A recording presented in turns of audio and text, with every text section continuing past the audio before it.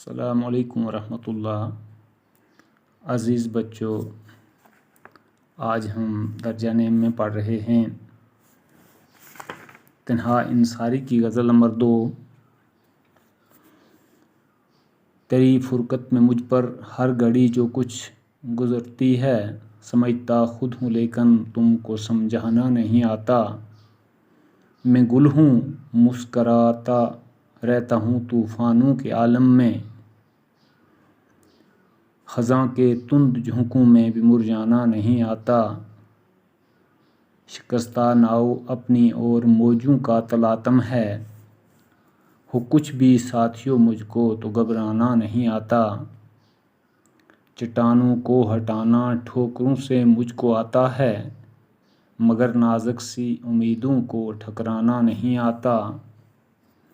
اور مطلع میں لکھتے ہیں، تڑپنے ہی میں لطف زندگی حاصل ہوا تنہا تنہا، تڑپتا خود تو ہوں اوروں کو تڑپانا نہیں آتا۔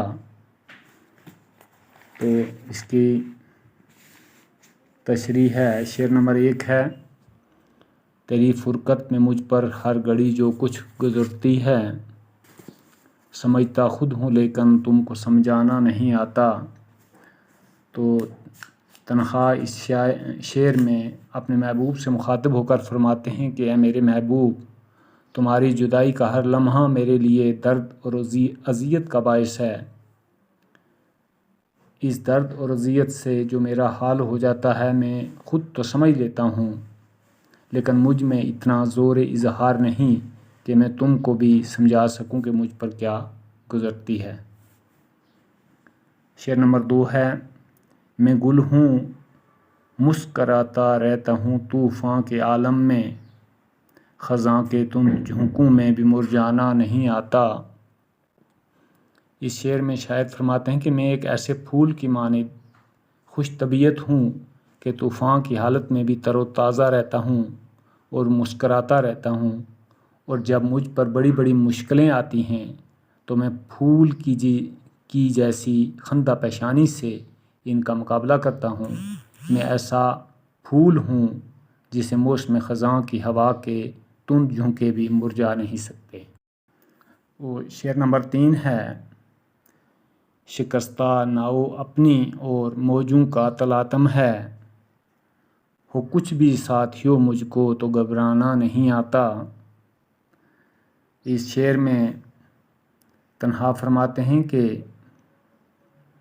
اپنی رجاعیت پسندی کا برملا اظہار کرتے ہوئے فرماتے ہیں کہ اگرچہ میری زندگی کی کشتی ٹوٹی ہوئی ہے اور موجوں کے طوفان کا سامنا ہے، لیکن دوستو کچھ بھی نتیجہ ہو مجھے حالات سے گھبرانا نہیں آتا۔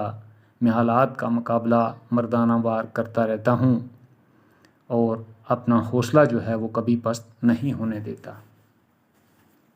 شعر نمبر 4 ہے، چٹانوں کو ہٹانا ٹھوکروں سے مجھ کو آتا ہے، مگر نازک سی امیدوں کو ٹھکرانا نہیں آتا۔ تو اس شعر میں تنہا فرماتے ہیں کہ سخت اور بھاری پتھروں کو اپنی ٹھوکروں سے ہٹا کر اپنا راستہ صاف کرنے کی قابلیت مجھ میں ہے، لیکن کسی کے نرم و نازک اور باریک امیدوں کو میں ٹھکرا نہیں سکتا۔ یعنی مشکلوں کا مقابلہ تو کر سکتا ہوں لیکن کسی کا دل نہیں توڑ سکتا۔ اور غزل کا مقطع ہے، تڑپنے ہی میں لطف زندگی حاصل ہوا تنہا، تڑپتا خود تو ہوں اوروں کو تڑپانا نہیں آتا۔ تو غزل کے مطلع میں تنہا فرماتے ہیں کہ ذہنی اذیتیں برداشت کرنے میں ہی مجھے زندگی کا مزہ حاصل ہوا ہے۔ میں اذیتوں کو خود برداشت کر لیتا ہوں لیکن دوسروں کو اذیتیں نہیں دینا چاہتا۔ میں دوسروں کی اذیتوں اور تکلیفوں سے لطف اٹھانے والوں میں سے نہیں ہوں۔ اس طرح یہ ہماری